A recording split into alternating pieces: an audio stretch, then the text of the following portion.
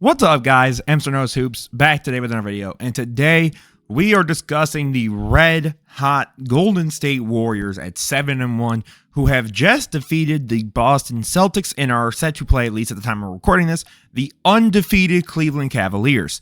And the Warriors are doing something I don't think anyone would have expected. They are top 3 in both offense and defense through these first 8 games of the season. Now, do I think they'll maintain top 3 in both? Most likely not. However, I think what they're showing is for sure something that is a foundational shift. And I want to talk about the defense. I think that's the first thing we need to talk about. But before we do that, don't forget to leave a like, comment, subscribe. We're on the goal to 1K. We are at 922. We are 78 away. Share this with a friend if you know a Warriors fan. Shout out to my guy, Simp. Big Warriors fan out there. And I just want to let y'all know, man, we're on the journey, and I know we can help each other out, so let's get it. Without further ado, let's get into why this Warriors team is so red hot. And it's the defense. I mean, even here, right? So you're going to get this opening play. Curry sticks around with Holiday, right? But they stick with the switch. But once Tatum calls for the switch, TJD fights over, Wiggins fights over, forces the uncomfortable pass, and now GP2 can make the center uncomfortable. And again, force some tough games. And then GP2, right, rough miss, start pushing it into transition, right? But they give it back to Tatum. And again, they keep trying to run the screen action, right? Get Wiggins off of Tatum. Wiggins tries to fight over the screen, right? But basically makes it so that Tatum only sees Al Horford right in front of him as the next best option, which leads to Draymond tossing it up, forcing the turnover on Al Horford. And again, this is against one of the best, if not the best offense in basketball.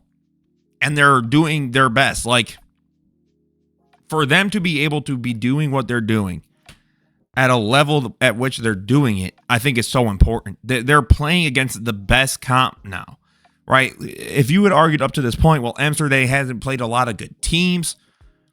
They arguably beat the team that everyone thinks is about to go back-to-back in Boston, right? Steph basically playing 3 to 4 games all year.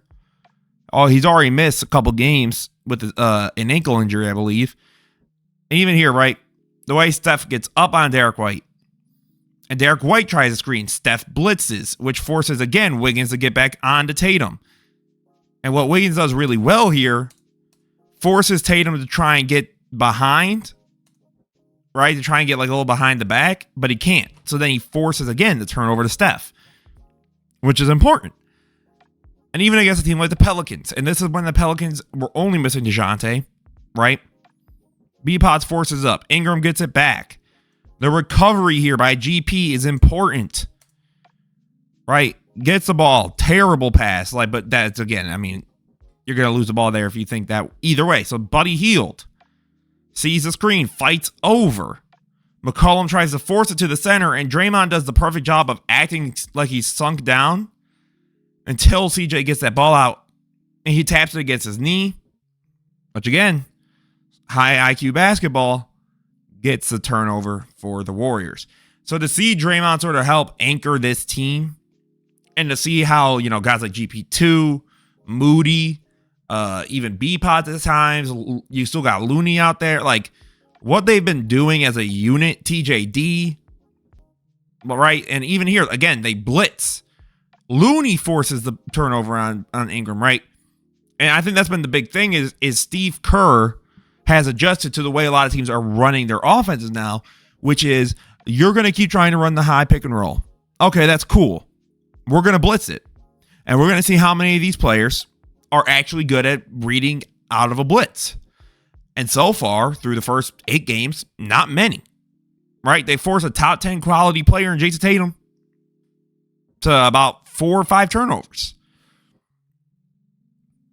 And then I want to sort of talk about the collection. Buddy Hield's averaging 21 on ridiculous splits. And what he's been able to do with this Warrior system has been really cool. Like, it's been really fun to watch. And it's funny, we expected this, but I don't think even we expected it at this level, right? B-Pots kicks it out to Looney, goes for the DHO with Hield.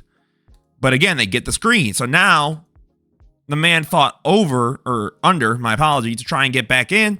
But Buddy Hield, again, one of the best three-point shooters in the league, makes circus shots. That's a part of his game. Now, he will also have games, and I think Warriors fans and everyone knows at this point, just because it's the way Buddy Hield's career has gone. It's like Russell Westbrook at this point in his career. The highs are unbelievably high, right? I mean, he just had like 30 against the Thunder, who were looking like the best team in basketball, or one of. And then dropped like 30, an efficient 30 from everywhere, like from three, from the field, from the line. He was giving you everything. He will also have games where he drops like 2. And that makes things really difficult. And that can make it really tough because at times, right, we will have a game where I think it was like his 4th or 5th game this year where he had an absolute stinker, right? He couldn't really hit a shot if his life depended on it. And that's because that's just how a guy like Buddy Hield is. Now, the law of averages will say he will probably cool off. Like right now, him and Steph are about equal in points, in part because of Steph not playing that well to start the season. But I think this team it's showing legitimate signs in the way that Steve Kerr has fought to help this team. I think it's too important to ignore it. Right, so even here, brings the ball up, slows it down a little bit, right? Draws in the attention. Gets the screen. And you see Buddy Hield, right? Zags. Looney does a perfect job right here so that Hield can curl, get behind 3, bang. Right? Like, that is what is going to happen. Then you've got Curry, who, I mean, what they've been able to do here, right? Like, I think Hield's just playing such good, smart basketball. And again, I think that's because of a guy like Steve Kerr, who, since the Olympics, right, we had questions of, how good of a coach is he? We've always had those questions with Steve Kerr. But I think he's showing, man, like he's gaining something out of this roster that I think was a pretty good roster. I thought this team would be like a play-in team, like uber competitive still, because you have one of the best players in the world. You still have Steve Kerr there, Draymond, right? And they picked up a lot of good role pieces, like guys I've talked about on this channel, not videos, but like, talking about other teams. DeAnthony Melton, who I think is a more than good enough player. Passer, playmaker. You got B-Pods, who I have talked about on the channel. You still have Looney. Now you have TJD. You've got some really, really good pieces. You got Kuminga. And again, kicks it out to Draymond, right? Who misses. But then Kuminga will get the board. And I think, again, Wiggins, who has started to look way better compared to the last few seasons, I think is showing signs of when the game is simpler for Wiggins. It's when he's at his best, right? Even here. Ball comes up, right? They're slowing it down. Okay, cool. Screen comes. Wiggins fights over. Fakes the screen to Steph. Or not Wiggins, sorry. Kuminga. And Wiggins, in the meantime, right, if we look, is just slowly fading over with James Harden not seeing it, right? Or not really doing anything about it. Man gets in front at that point. That's an easy catch and shoot 3. And again, that's just Warriors basketball. That's a smart brand of basketball.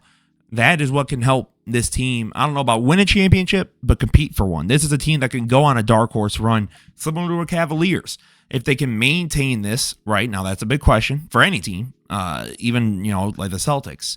Can you maintain this level of play throughout 82 games and then the possibility of up to, 28 in the playoffs?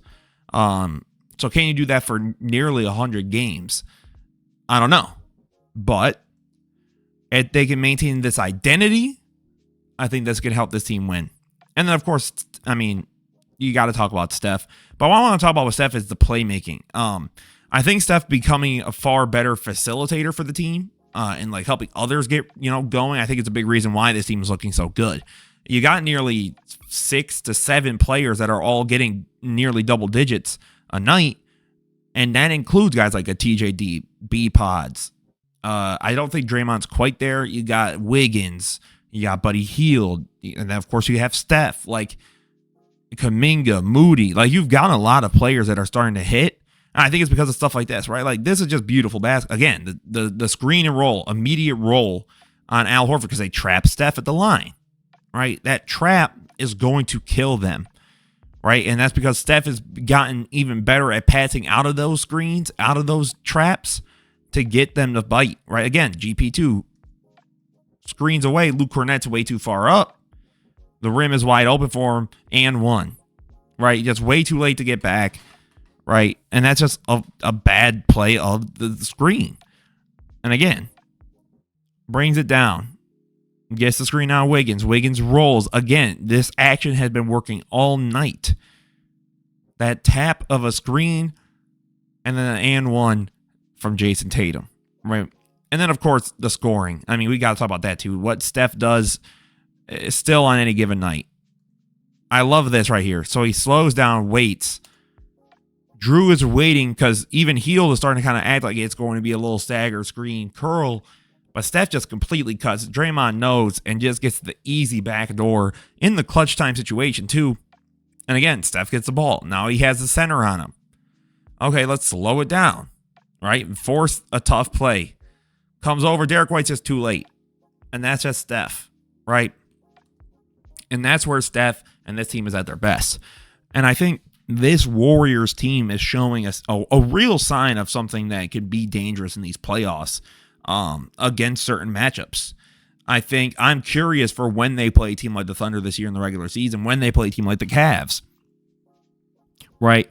What can they do against other high-powered defenses or offenses that can really make them work for it? And we just saw it against the Celtics, right? I think this team is showing legitimate signs of competitiveness. So let me know what you guys think down below. Do you think this team is a dark horse? Do you think they're contenders? Do you think this is just an early season sort of flash in the pan? They're going to cool off, and when they do, we won't really think about them. Let me know what you guys think down below. As always, this was Hemps or No Soups. Don't forget to like, comment, subscribe. Have a beautiful rest of your day, guys. Peace out.